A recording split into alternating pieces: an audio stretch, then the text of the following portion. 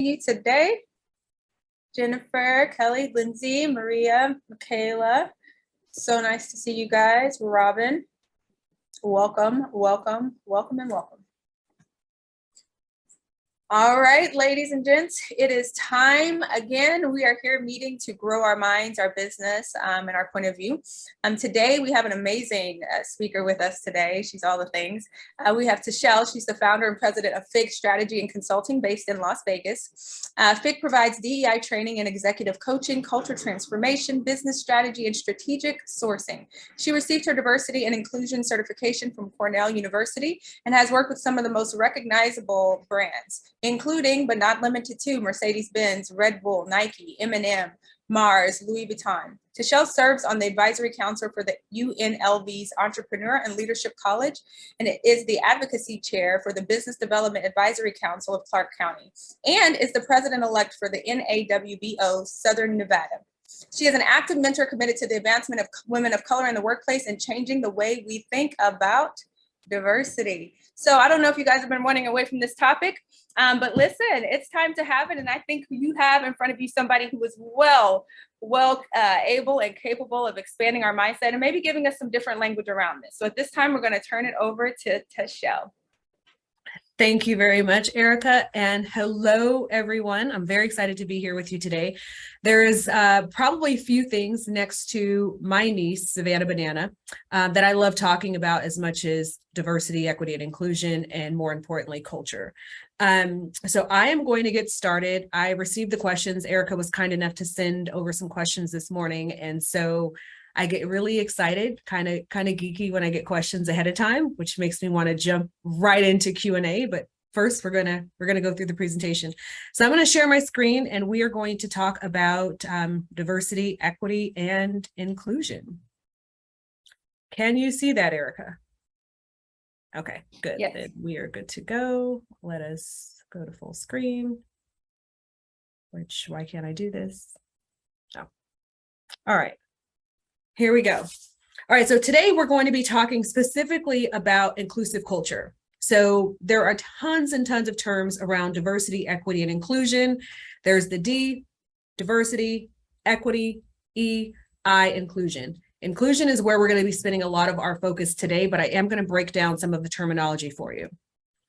Oh, sorry, I started off all the way backwards. Rewind. Culture transformation is what we're talking about, and culture transformation is about inclusive culture. So Erica did do an introduction, but I'm just going to say again, my name is TaChelle Lawson. I'm the president of FIG Strategy and Consulting, and everything Erica said is true. Now, what exactly is diversity? When we think about diversity off the top of our heads, we almost always go with what we can see on our screen right now. So this is an actual iceberg. And if you're looking at an iceberg in the water, there is so much underneath that you cannot see. It does not mean it's not there. And so when we're thinking about diversity, we tend to look at the things that are very visible, right? So we look at age, gender, race, our skin color, our physical ability. And then we pay attention to things that might help us stand out against the crowd, such as our socioeconomic status, religion, right? Someone wearing a hijab is noticeably different than someone who is not. But underneath all of that, there's so much more. There's our life experience. So having grown up in a single family home, the oldest daughter of 4, and I grew up in a predominantly Black and Hispanic poor neighborhood. My life experience is very likely to be different than someone who grew up in a 2-parent home in a middle-class neighborhood with formally educated parents. Our heritage, being Black doesn't mean that you celebrate the same things as another Black person. It's no different than being Italian or Irish. Understanding that our work styles, the way that we receive information, the way that we process information. Think about when you were back in high school. There were some kids that no matter what they did, could not test well. They could study, they would be so committed, and they couldn't. And then there were the other kids that did very little and would knock test scores out of the park. That is a matter of how we process information, how we learn, how we're able to dissect that. That's a form of diversity. Think about that. When you have a team that all looks the same, all thinks the same, has the same education, has the same family background, where is the diversity? Because it's not at the surface level. You have to kind of look deeper. Maybe they belong to a different religion. Maybe they belong to different sexual orientations. But essentially what we're saying in diversity is that you have to look beyond the surface. It's a lot deeper than what we can see at first glance. So at FIG, we have a saying, and that is diversity is a fact, full stop. There is nothing any of us can do that will change the fact that when I walk into my local grocery store, I am going to see someone that looks like me. I'm going to see people that do not. I'm going to see people that may have a wheelchair, some that do not. I have no control over who is out in the world. That is a fact. So diversity in and of itself is a fact. Inclusion is very different because inclusion is a choice. Inclusion is me, TaChelle, saying, I choose to see you, Erica, or I choose not to. It is me saying that I choose to make sure that your voice is heard, is respected, and is recognized, or I'm choosing not to. And when we make it as simple as that, it puts a lot of onus on us as individuals. Inclusion is not just a leadership responsibility. Inclusion is not just the responsibility of owners or CEOs. It is an everyone problem. It is an everyone responsibility. And so think about inclusion being a choice. And let's be honest, there are some people that we will always choose not to include, right? But it should never be because of their race, because of their gender, because of their orientation. If you're choosing to exclude someone, like I choose to exclude my sister from certain events because she brings drama, that is a very different situation. And so making sure that we're applying real life to these terms as well, right? Inclusion doesn't mean that you are a doormat or that you just stand for everything. Inclusion is about making sure that you're making space for everyone to be seen, valued, heard, respected. And if you don't want to invite your sister to that barbecue, you do not have to invite her. That's a different type of exclusion in my book. Okay, so let's talk about workplace culture. I'm sure this is a term that many of you are hearing a lot of right now. Culture this, culture that. Culture, what is it? Well, to summarize, it's a collection of beliefs and attitudes. When you think about some of the more popular brands, right? I like to use Red Bull as an example, not just because I worked with them, but because they have a very distinct culture. Their culture is all around extreme sports. So someone that is not into extreme sports, meaning mountain biking off of a 1,000 cliff iceberg or something like that, is probably not going to fit into this culture because so much of what they do and believe is centered around extreme sports. It's about challenging yourself, pushing yourself to the limits.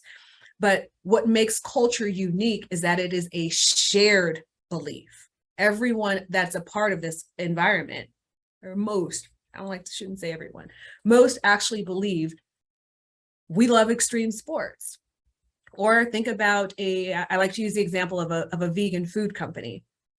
If I go and interview for a vegan food company and they don't ask me if I'm a vegan, but they expect vegan behavior, this is going to be a challenge, right? Because we're not aligned.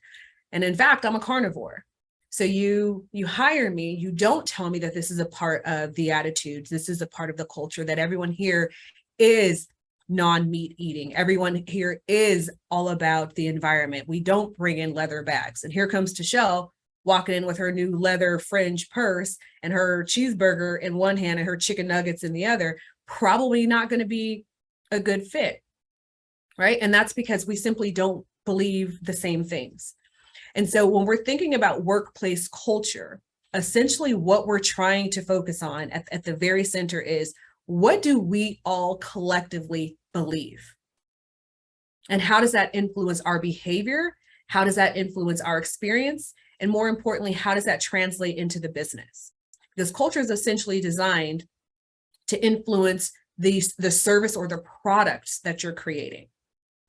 Right. And so if you're working for a company that values sustainability, the culture within that organization is going to probably be fairly green, right? You're probably not going to use as much paper. You're going to encourage carpooling. You're going to encourage reusable plastics, et cetera, et cetera.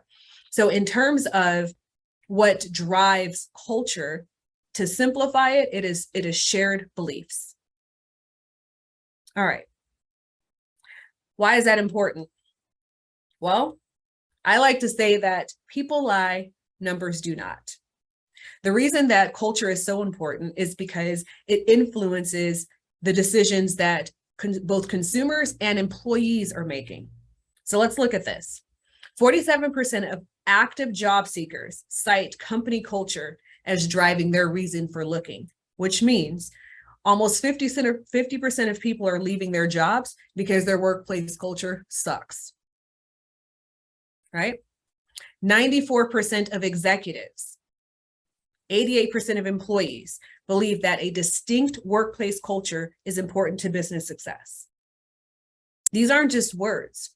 When you see numbers like 94% of executives, understand that if the culture isn't right, service expectations down, turnover up, it's bad for business, right? When you don't have a solid culture, it's bad for business. Having a culture that attracts high talent can lead to 33% higher revenue.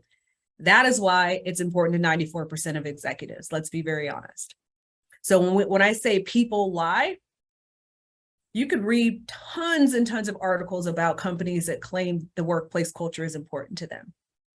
But if their employee turnover is high, that's a lie, right? Because culture is directly reflected by your retention. It's directly reflected by your hiring and your talent pool. It's reflected by your turnover. All of that contributes to culture. And when you see a number as high as 47%, almost 50% of job seekers that are leaving a company, it is not because of pay, which is a lie that we read constantly. It is because of culture. It is because when I show up with my dreadlocks, I am singled out as being not professional looking. It is because when I speak up, I don't have a huge smile in my voice. I'm labeled angry, right? It is, I have an idea, but everyone speaks over me or takes credit for my idea. That's culture, right? And almost 50% of employees are saying, yeah, we actually want something that's a little bit more genuine, more real, more culture centric. So let's get into more numbers. I love numbers. So demographic shifts. Culture is important for a number of reasons, but if there is one that stands out more than any, it is this. It is that over the next 20, 40, 60 years, we are going to see our demographics shift drastically. So historically, whites have been the majority in the United States, right? We all know that, we all understand that. Well, in 20 years, that number changes. For the first time in history, we have a new majority. And this new majority is made up of what are called minorities today. So Hispanic, Black, Asian, Pacific Islanders, Indigenous people, mixed race. That demographic becomes 50.3% of the population in less than 20 years. Adding another 20 years to that, our demographics shift to a Hispanic majority. Okay, so what? Why does that matter? Well, it matters for a number of reasons. Culture becomes a lot more important as your demographics shift, right? So I'm Puerto Rican. I actually want my culture to be represented. I want you to acknowledge that being Puerto Rican is different than being El Salvadorian. I want you to acknowledge that I celebrate certain holidays that someone else may not. I want you to acknowledge that my terminology is very different than someone else's. So culture becomes the very center of our demographics. It becomes the new normal, so to speak. What we're talking about now, these aren't the conversations that will be taking place in 40 years because this is normalized. This is just a part of walking into a company, and it's mixed, right? It's really diverse. So when you're thinking about demographic shifts, well, how does that affect me? How does that affect my role? How does that affect my business? Think about it like this. Who's currently in the job market, right? Is that going to be the same person that's in this job market in 10 years, in 20 years, in 40 years? When you're thinking about yourself as an employee or a business leader, what is that going to look like in terms of shifting? Are you going to have to completely revamp your hiring policies and practices to now be able to accommodate these major demographic shifts? Or are you going to take advantage of this information right now and build it into your business practice and make this a part of how you do hiring and retention, et cetera? Basically, make it a part of your culture. So, the multi-generational workforce. My mom loves hearing me talk about the multi-generational workforce because she's a boomer. It's an end all be all. So, in addition to having a very diverse workforce, we are also in the most multi-generational workforce, meaning we have millennials, we have our Gen X, and then we have our boomers. Okay. All of these different groups have different personalities, right? They have different work styles, different work ethics. They also have different values. So in terms of being a boomer, discrimination was kind of an everyday thing. Women and people of color were openly discriminated against, and that was just kind of accepted in a boomer generation, right? Moving over to Gen X, my generation, that's a little different. Like we speak up, but we're probably not as loud, right? But let's talk about work ethic. Boomers, my grandfather, I like to use him as an example. My grandfather worked for a man he absolutely hated for 40 years. 40 years. Sent him a Christmas card every year, hated his guts, but still sent him a Christmas card every single year, and never missed a day of work in 40 years. Okay. Moving from that to a millennial.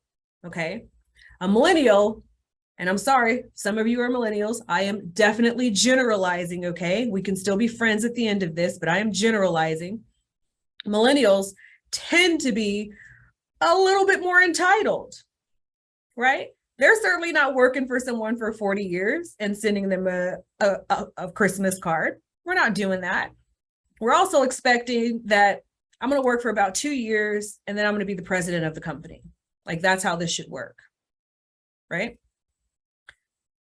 Also, they're loud, but they're not really active, if that makes sense, right? So we'll say something as a millennial, but we're not really going to take a lot of action.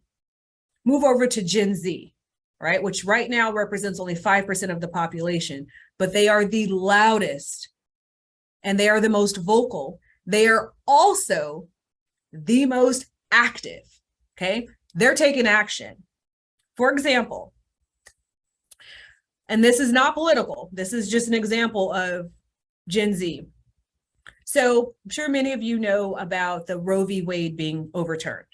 Okay, well, one of the judges, Clarence Thomas, who was very vocal about overturning this, also was a professor at George Washington University. Well, the students at George Washington University decided that's not someone we want teaching us because you're anti-women's rights, you are homophobic, you're bringing way too much of your personal issues to the table, and we don't believe that. We don't support that. That's not what we believe. So we're not standing for this. They gathered a petition, right? Gathered a petition, had it signed, and had him removed. So this is not a generation that is just gonna take it. This is who we are inheriting. Okay. So putting your money where your mouth is no joke. They are serious. We'll go to work. We will do what we need to, but as soon as we feel like we've learned everything we can from this company, it's not personal, but we're moving on to something else. That's his generation. And so we have all of these different personalities in one place. How do you manage that? How do you create culture when you have my grandfather, well, maybe not my grandfather, but my mom, at the very least? My mom's working, I'm working, my nephew is working. We all have very different values, right? We have the employee that wants to be a part of something bigger than themselves. We have an employee that wants their voice to be heard. They want to know that what they are contributing every single day is chipping away at something bigger. Then you have the employee that just literally wants to come to work at 8 and clock out at 4 and go home and spend their time with their family. They don't need to be a crusader or a game changer. That's just who they are. And none of these are bad. None of these are bad. It is important to just truly understand, right, how different we all are at our core, and how we have demographics, we have race, we have culture, we have gender. We also have generation, age, that influences how we view the world, how we want to be viewed, what we will stand for, what we won't stand for, etc. So, again, the workforce we're inheriting. 83% of Gen Z said that a company's commitment to diversity and inclusion is important when choosing an employer. And I apologize, I don't have the statistic that I'm about to give you on the screen. But compared to a boomer, right, who said what is important to them, over 76% of baby boomers said that what is important to them in choosing an employee are the hours and the benefits. Those are two entirely different employees, and they are both working. So keep that in mind as you're thinking about diversity and culture and what you want to build for your company. I do like to set some very clear expectations, and that is, while we're talking about culture, most of the things that we're talking about are going to be internal. There is a component that you have to be very aware of, and that is that we are in a very digital world. And I know everyone knows this, but I want you to really think about this from your business perspective. Your customers, they're more informed than you think they are, right? They're following your pages, they're following your social media, they're paying attention to what's happening within your industry and your business. They are more organized than you think they are. They belong to groups. They're finding information. They are dissecting information. And they have higher expectations than you think. And the exact same applies to employees. In this case, there is no separation. Everyone has access to digital, meaning I blow up, it's recorded. My employees, future employees, potential partners, potential sponsors, and customers all have access to that. It's not we're not living in a time of real privacy or confidentiality. Those days are gone. So understanding, and the reason I'm saying this is, if you're a company that promotes having a healthy culture, right, or promotes having an inclusive culture, or promotes the encouragement of diversity and equity, but your actions, your messaging, your hiring practices, all of that says otherwise, you're putting yourself at great risk, because none of that is secret. Absolutely none of it. And again, both customers and employees have higher expectations than you think they do. Okay, so how can you create an inclusive culture? Well, let's talk about it. Start with an audit. Now, I realize that not everyone is a business owner or is the CEO of a big company. It's not reserved for leadership. An audit is identifying what we currently have. That's it. What do you currently have? Are your hiring practices and policies, are they inclusive? Do you live in a community where it's primarily Spanish speaking, yet all of your applications are in English? Think about that. That's an audit. Do you offer training? Are there things that some of your employees are saying they're having a hard time with, or they haven't really been able to grasp? Is there a solution? Or is it a, sorry, what's working? What's not working? Are you noticing that every couple of months, this one position keeps turning over, or this one position is hard to find talent for? Like, start by just examining where you are. And if you are in a leadership role, seek your employees, ask for this guidance and ask for some direction. And if you are the employee, do your audit and make a recommendation to your manager, make a recommendation to your owner. I found X, Y, or Z. It sounds far more complicated than it is, but once you've done an audit, it's really easy to examine your position on DEI. What is it? Right? Because again, if you're this company that is saying, we care, we promote, but you look at your company, right? And you see, oh, we don't have any diversity in this case, or oh, our language probably could be a little bit more inclusive here, or oh, we never even responded back to this person. How would that potentially look if that were a person of color? Right? So auditing what your DEI position is. And if you don't have an official position, that is okay. I am actually a bigger fan of not having one for the sake of having one versus having a DEI positioning statement that actually matters to your company, to your employees, and to your customers. Because what we're talking about is very serious and it's very emotional for a lot of people, both employee and customers. So you want it to be meaningful. If you don't have one, it's okay. You also shouldn't have one before you've done an audit to really see what's missing and what you need to work on. But audit the company's position on DEI as of today. Identify gaps. For me, this is huge. What's missing? Period. What's missing? Do we have the same middle-aged white women or the same middle-aged white men reviewing hiring applications? Do we need to have a third party? Do we need to have an outside perspective? What's missing? Speaking to the employees, what are they feeling is working or not working? Are there succession plans in place? Are there leadership and development tracks that you have in place within the company? What are the opportunities for your employees? Why would they stay? Right? What's happening between your boomers and your millennials and your Gen Zs? Are there any gaps? Chances are they exist. So by doing the audit, identifying those gaps, being really honest about where you currently are with DEI, this will help you put together a very, very comprehensive, well, somewhat comprehensive DEI plan. Normally you should consult with a consultant. I will not lie. It helps to have someone that understands diversity, equity, and inclusion.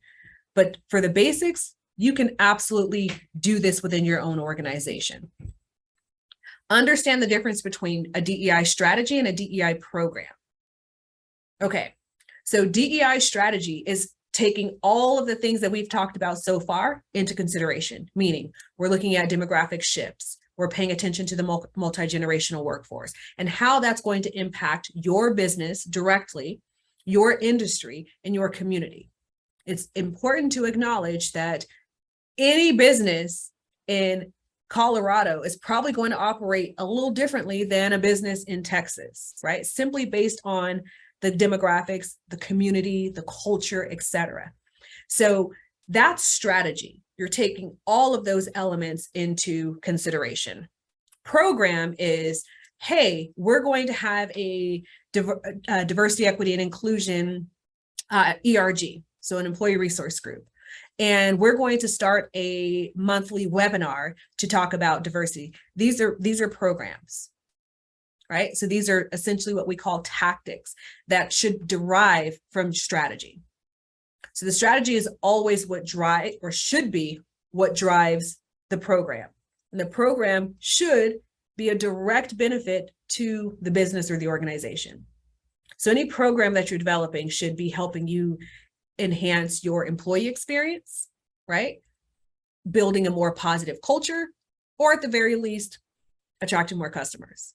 Those are the 3 reasons a DEI program should exist. Now, goal setting. I have to take a deep breath with this one because goal setting is important. Okay, we all know setting, but setting realistic goals is so much more important than setting a goal. Sure, it'd be great to say that you're going to hire 100 people of color in the next 100 days, but is that realistic? The reason making it realistic is important is because you're more likely to stick with it. If you have an astronomical goal, you miss it, it's very easy to dismiss this altogether. So set a goal that's realistic and enlist your team members to help you understand what this goal really should be versus what I think it should be. Being really optimistic is wonderful. It's great. But then we have to be very realistic with what we can get done, especially if you want to make diversity, equity, and inclusion a meaningful part of your business. And that is how you set yourself up for success, right? And at the end of the day, that's what we all want to be. We want to be successful. Diversity, equity, and inclusion is great. We want to be all inclusive. We want to talk, but we want to be successful with it. And a surefire way to dismiss it and never return to it is to set goals that are unrealistic and to not go through the process and the proper steps. It does seem like a lot, but starting with an audit, seeing where you are, right? Understanding whether or not you do have a strategy in place, you're ready to put a strategy in place, or if you have programs and what those programs should be. All of that contributes to your program and your overall DEI culture being very successful. Now, I wouldn't be the president of FIG if I didn't say making sure every initiative aligns with your business goal. And what we mean by that is we all have a goal, whether or not we are trying to increase our spend with diverse suppliers, if we are trying to buy more products from diverse businesses, if we're trying to grow our retail products. Let's say we want to increase our sales of nanny t-shirts by 10%. Okay, great. Well, who's making the t-shirts? Are you potentially partnered with a local woman-owned or minority-owned business? That's a great way to help you, 1, increase your 10%, which are your t-shirt sales, and 2, align with your goal of wanting to support diversity, of encouraging diversity, equity, inclusion within the organization. So everything should make sense for the business. And another good example of that would be, I have a client that decided that they were going to support LGBTQ plus Pride Month and go all in, and none of their employees showed up for their program.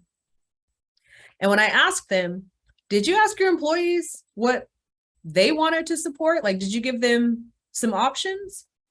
And they said no. I think that they just don't support Pride. And I'm like, chances are that they just feel strongly about something else. And it turns out that they did. So when interviewing their employees and asking questions, right, we did a focus group and asked, like, if we were to support a local nonprofit, what would it be? And hands down, it was homeless youth, hands down. So, okay, you want to support Pride Month because you want to be inclusive. That's wonderful. But what makes sense for your business, right? You're a food company. And what the employees felt strongly about were homeless kids that did not have meals. So that made sense. Suddenly their engagement is off the charts and it aligned with the business goal. So not saying don't support everything, or I am saying don't support everything. Support the things that actually matter to your business and that you'll actually be able to get the buy-in from the company. Make sure it aligns. Don't just do it because it's trendy. I know it can be very tempting, but don't do it. Okay. And now we are ready for Q&A. I did speed through that a little bit. I wanted to get more to questions and answers with everyone. So let me stop sharing and let us get into the fun stuff. Yes, so that was amazing. Great information. I really like the way you broke it down, and I thought that was a very unique perspective. So I personally really enjoyed that, and we do have tons of questions. Just for everybody that's attending, just a reminder that you can drop your questions in the Q&A box or in the chat box. So question number one was, I feel like microaggressions have evolved over the last 2 years. Do you agree? And if so, what are the most common forms of microaggressions being experienced in the workplace today? Yes, I 100% agree that microaggressions have increased. I think a lot of it has to do with, let's be honest, we all watched the killing of George Floyd in May of 2020. And since then, these conversations have been heightened, right? And so every microaggression I've ever experienced in my life now, I'm bringing to the table. And I'm not saying me personally, but this is essentially what's happening. The most common ones that I see in the workplace are sadly mostly demonstrated towards women and primarily women of color. It is a lack of acknowledgement, right? Which can 100% be a microaggression. Hey, Erica, how are you? And I will call you Ariel, or, just not, that is a definite microaggression. Speaking over another person, that is the most common, hands down, number one. Speaking over another person. Two would be taking credit for someone else's ideas, or three, but yeah, three. That would be taking credit for someone else's ideas. And then another is backhanded compliments. I see that a lot. Like, oh my gosh, Erica, I'm so surprised at how intelligent you speak. That is a microaggression for sure. I do think that what we're seeing now more than anything is still there's a lack of calling it out. So I'll talk about it, but I don't necessarily call it out.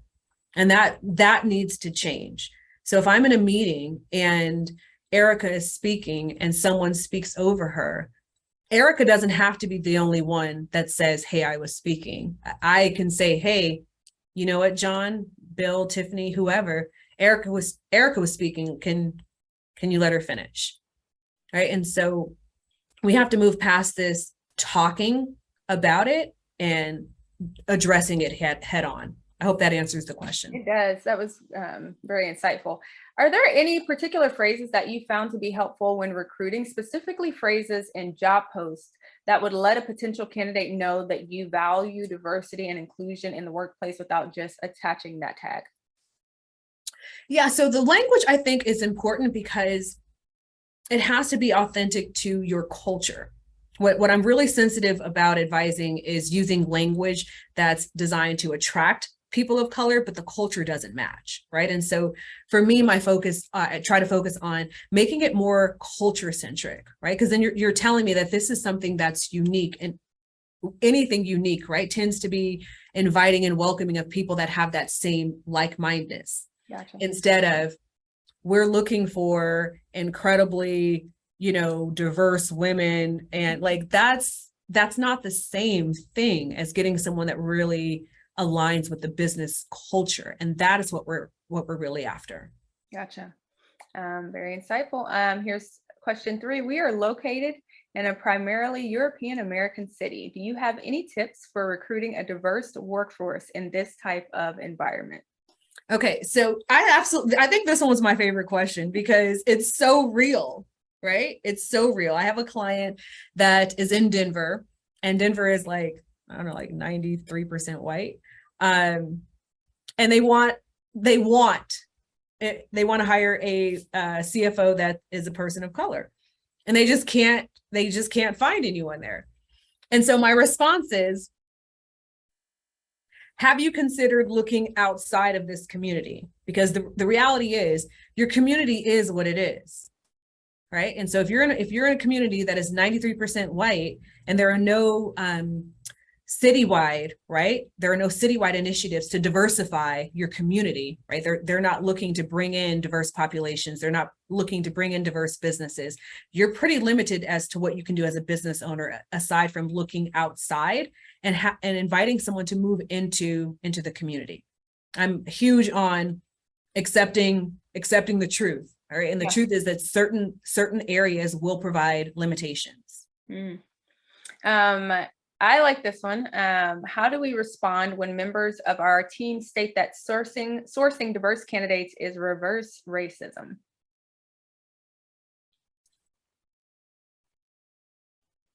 Okay. This one rubs me a little wrong.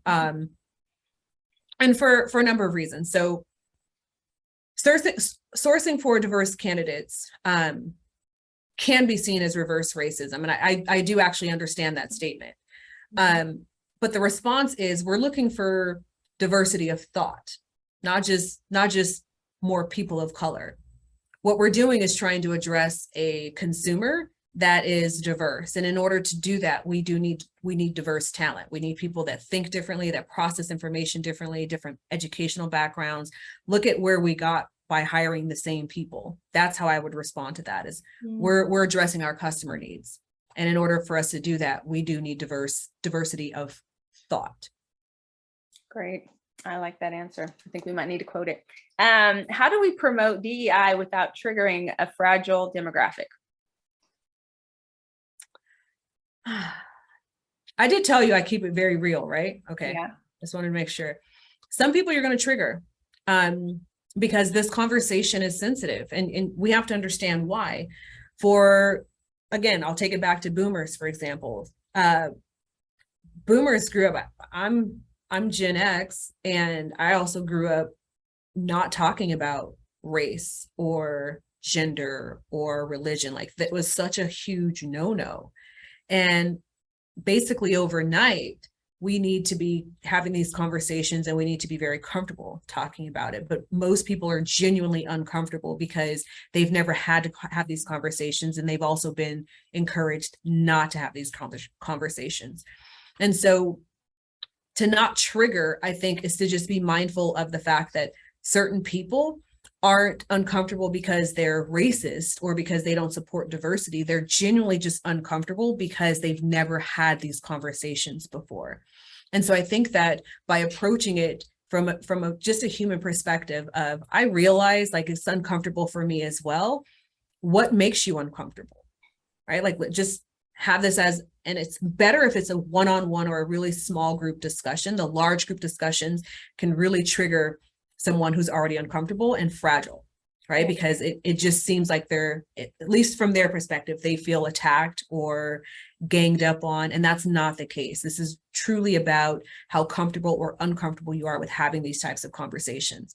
And I think for people of color, you know, we grow up having uncomfortable conversations all the time. We grow up having conversations about our experiences that we're just used to. And so I remember shortly after George Floyd, I was having a discussion with some white girlfriends of mine, and they were shocked at some of the things that I said because I had never said them to them before. And I'm like, because you couldn't handle these conversations, right? I know this, like, the fragility of your world couldn't handle this. And so, but I've been having these conversations my entire life, but just more so probably with Erica or Marie or someone else in my circle. And so I think that in order to have a meaningful conversation, right, where you're able to move the dialogue forward, you have to acknowledge where someone is starting. I completely co-sign on that. Within our agency, we had a race forum 2 years ago.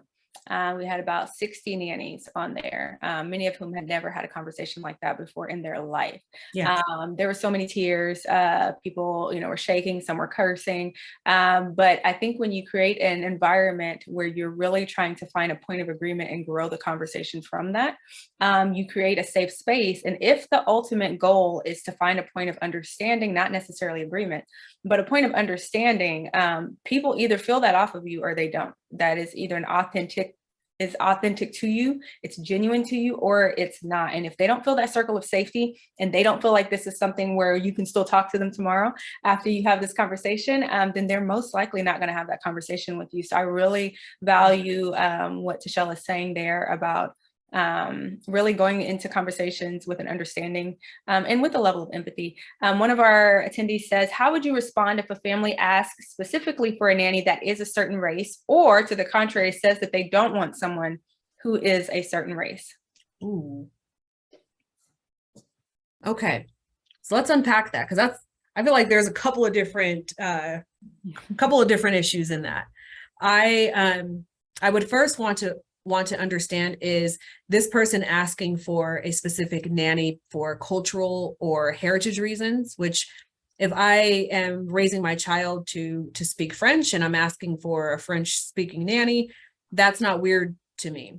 But if you're asking because you don't want a person of color around your child, that's very different. And then I think that then goes into like company policy and how you would respond.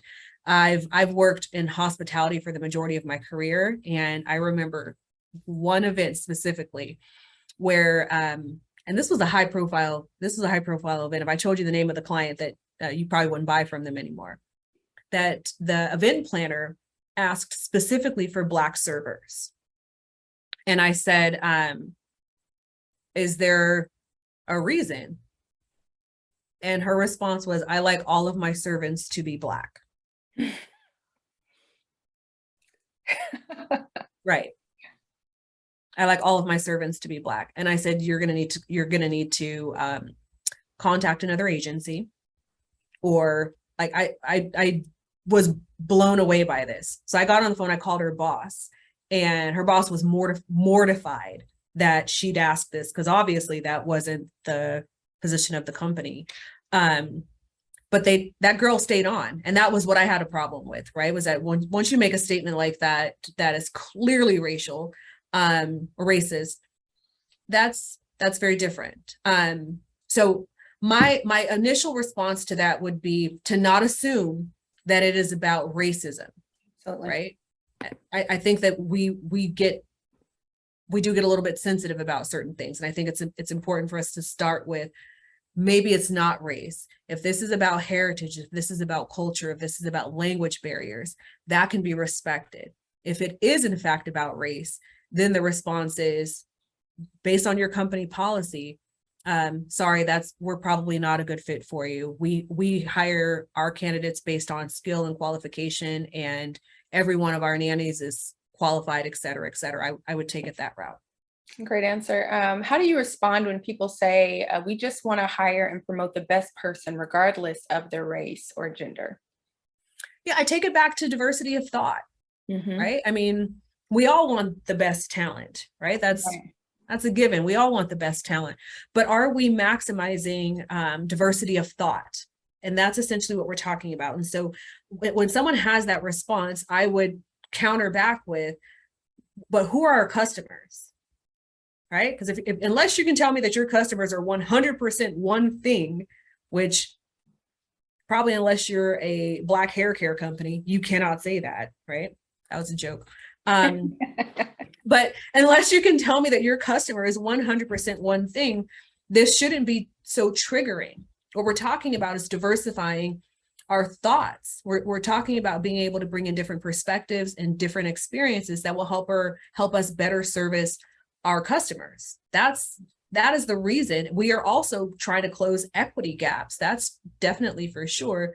But someone that asks that question is not interested in equity. I mean, let's be very clear. Someone that asks that question is not interested in equity. So the only way to mitigate that conversation is to make it about the business and say, we're doing this to make sure that we're taking care of our customers. Absolutely. We had mentioned in our ad that you had done previous research, and one of the questions was regarding that, and it said, what industries did you research for the 24 that you mentioned, and did it include any nanny agencies? Say that once again, I'm sorry. What industries did you research for the 24 that you mentioned, and did it include any nanny agencies? It did not include any nanny agencies. So Erica is my connection to the nanny world. those firms included hospitality, so hospitality and tourism, restaurants, and transportation, because those are the industries I primarily service. Awesome. Did you secret shop these businesses, or did you tell them in advance that you were conducting DEI research? Combination of both. So when I'm talking to the C-suite, I always disclose this is what we're talking about, because I want really honest answers. But we did shop some of the most of the bars is what we actually shopped. And that was me going in as a customer. That was some of my team going in. We did hire a couple of students to just go into restaurants, make calls and book consultations. But the industries are, here's the thing to know about DEI across the board. Every industry is struggling with this, right? And essentially what I was trying to find out was how many companies, how many industries have already introduced DEI into their company. And of those conversations, what were they talking about? And how much impact has that made since they've introduced the conversation? That's essentially what I was trying to gather. And it was surprising to me, particularly in the beverage space, how many companies had introduced DEI, how many companies had gone through diversity training, and how many of them could not tell me what microaggressions were or what unconscious bias was. And so what I'm essentially trying to get at is, what additional data, what additional training do we need to provide to make sure that this is sticking, right? It's no good to go through a training if it's not actually sticking and changing behavior, or giving you some tips on how to be effective in your role, right? The reason I, again, disclose to CEOs is unconscious bias at an executive level and unconscious bias at an entry level affect the business very differently, right? This person is going to affect a customer, right? Through their bias, like the lady that's like, bring me Black servants. Like, that's a totally different challenge versus the CEO. The CEO is preventing me from having opportunities, right? Because that's the level that he or she influences. And so I was trying to get that type of data and information. Great question. Lisa says, what do you recommend for moving these conversations beyond DEI talk into real engagement? I feel like there's always the best intentions, but no substantial change. Yeah, so I think it turns into action, right? We alone cannot make, we alone can't move this ball up the field. And what I mean by that is, if I'm talking about it, you have every right, Erica, to call me out and ask me questions and make me accountable. And that's where I think we are. We're past the conversation part and we're more into the accountability part, which is again why I ask, okay, of those 9 trainings that you've attended, what did you learn about unconscious bias? Of those 9 trainings that you've attended, what can you tell me about intersectionality or the difference between transgender and transneutral? Like, what can you tell me based on all of this? And that's what we need to be doing. It's time to be accountable. And this is not, again, I can't stress this is enough. This is not just the responsibility of your C-suite or your owner or your exec. We all have the right and the responsibility to call this behavior out and ask questions. That's the only way we're going to actually move this conversation forward. Absolutely. How do you source, another question, DEI firms? So ones that reflect the types of ideals that we are trying to cultivate. We have found that they are either so passive that it doesn't move the needle, or it's so aggressive that it's counterproductive and reinforces cultural stereotypes. Yeah, so my advice is this: you want to hire a firm or a DEI consultant that aligns with your business, right? So you don't no one wants to, let me rephrase. I don't want to work with a social justice warrior, someone that's just on a mission to change the entire world, because we're talking about business and there is a certain component, right, that needs to be entered into the conversation at all times. And that is how this impacts the business. So first and foremost, you want to make sure that whoever it is that you're talking to, whoever it is that you're researching, if you don't see that they have a business side to diversity, cut it off. Because this person is just, it's going to be one extreme or the other. To your point, I see it all the time, right? They're going to be super passive. Let's just hire all the Black people, or they're going to be super aggressive, like, you better do this. And that's not going to change anything. You want someone that truly understands the business side of diversity, right? that's talking about how we're utilizing diversity of thought to capture new audiences, how we're using diversity of thought to address business challenges. That's what you're looking for. And if you don't see that, I cannot stress that enough. Most diversity, equity, and inclusion consultants or speakers are just that. They're only talking about diversity, equity, and inclusion. They're not tying it to the business. That's a key differentiator. So look for that. Great advice. Great advice. How do you advocate for DEI in the nanny industry while also respecting a parent's right to choose who cares for their child in their home? Ooh, that's a really good question. I think so. The nanny industry to me is so personal, right? Because this is not someone that's coming in to, help me move furniture. This is like with my baby, like the most precious thing to me on earth. And so I think we have to acknowledge a couple of different things. One is put ourselves in this person's position. What would be important to you? Are you the person that it would be important to have representation, right? You're not home, you're working, etc. Who do you want influencing your child? And accept that sometimes this person is going to want someone that looks like them because they are absent. And that's not necessarily about race. Two is I don't know what your question process is, but I would ask, what exactly is it that they're looking for in a nanny? Are they looking for someone that is going to help this child, help expose them to different cultures, expose them to different experiences? Because if so, then you know what you're dealing with there as well. I think that because this is such a sensitive area, there has to be a level of patience and sensitivity in the approach. And for me, not everything is about racism, right? Like not all of my decisions are racist. It really is about what I'm trying to instill in my family. And I think being an absent or a working parent or whatever the reason is very sensitive. Like so many of them are already so sensitive about that. So kind of meet them in the middle. I hope that answers the question. It's the only thing that I can think of. I think it's great. I totally co-sign on your advice to really follow up and kind of delve into that to see the foundational reason behind that specific request. And then that should help to guide that conversation to let you know if there's a particular aspect or skill set that they're looking for, or a particular type of environment or dynamic they're looking to cultivate, or one they're looking to avoid. Ultimately, we want to respect the wishes of parents in their home, but we want to guide them toward informed decisions and ones that would be in the best interest, whether they know that or not at that time. I don't see any more questions on our board currently. This has been an absolute pleasure. I hope you guys learned and grew during this bit of time. Again, our goal is always to grow and to change the world one session and nanny agency at a time. We are thrilled about our upcoming conference. I hope you guys have all registered, coming up on October 19th through the 22nd in San Diego. I hope you are made all your flight plans, you're getting your packing ready, get your mind ready, get your friends together, your notepads and all that jazz so that you can come and learn with us.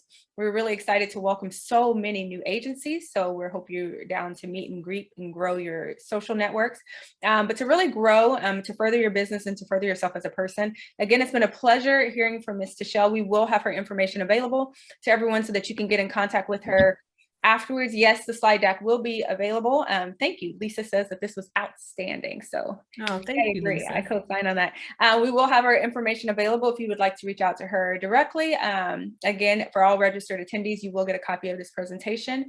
We do hope that you've grown during this time. And if you have any questions after this, we will have her information so you can reach out to her directly. Again, we look forward to meeting the rest of you in October. This will be our last session for the year, and we will pick back up with our growing webinars in January of 2023. So we do hope that if you have an itch to grow a little bit more, that you meet us in San Diego. Again, thank you so much for your time, everyone, and we hope you have a great rest of your day.